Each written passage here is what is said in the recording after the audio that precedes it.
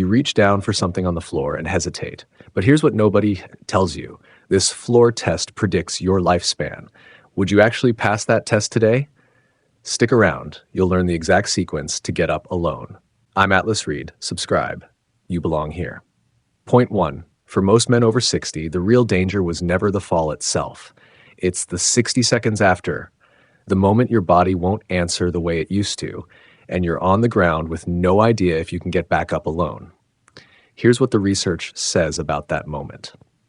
In one landmark study, nearly half of older adults who fell and weren't even seriously injured could not get back up off the floor without help. Think about that the way you'd think about a car with no spare tire. The engine's fine, the tires are fine, but the one time you need the thing you never practiced, you're stuck on the shoulder waiting on someone else. And this isn't rare. Roughly 1 in 4 adults over 65 reports falling at least once a year, which means the odds aren't in favor of, it won't happen to me.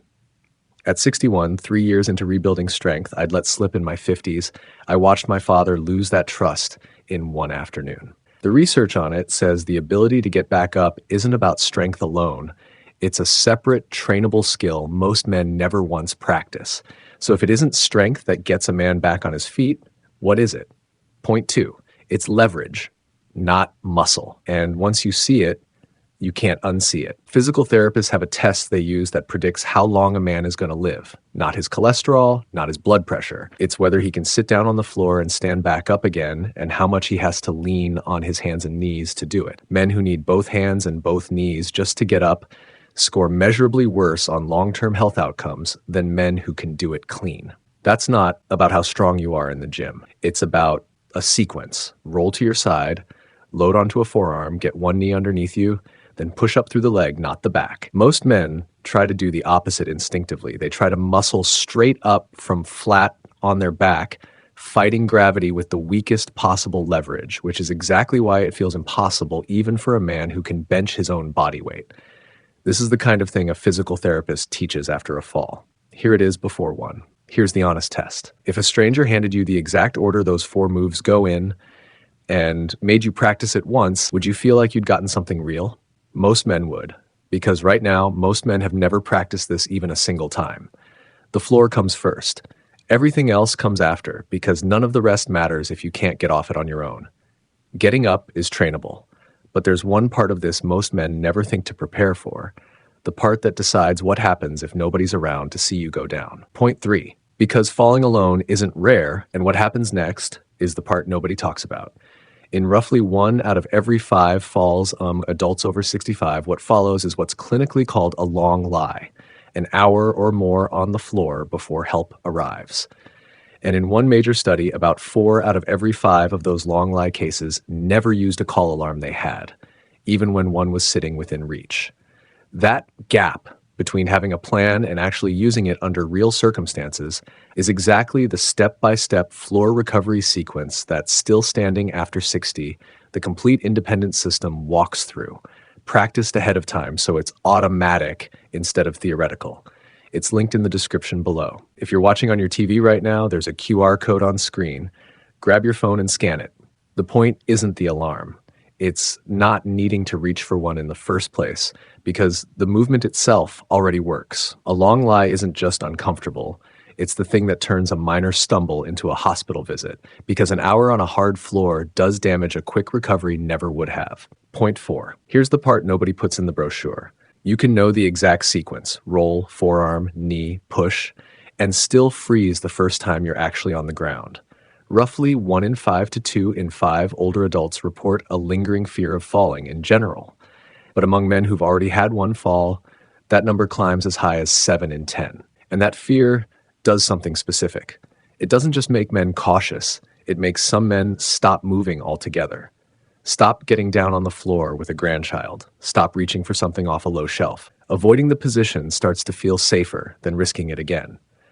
Knowing a technique and being able to use it under real fear are 2 different skills. Most men over 60 have worked on neither. There's research behind every part of this, so nobody has to take it on faith. And the research is consistent that fear left untrained shrinks a man's world quietly, one avoided activity at a time, long before it ever shows up as an actual fall. So right now, wherever you're sitting, try this. Stand all the way up and sit back down again, as many times as you can in 30 seconds without using your hands or the armrests. Count as you go. Men aged 60 to 74 who are aging well typically land somewhere between 12 and 19 reps in that window. If your hands went straight to the armrest without thinking or your count came in low, that's not a verdict on you. That's just information you didn't have 30 seconds ago. Point 5. Here's what all of this actually adds up to. Getting up off the floor was never one skill. It's 3, stacked on top of each other. The physical sequence your body needs to know, the leg and hip strength to power through it, and the composure to use both when it actually matters, under real fear, not in a practice run.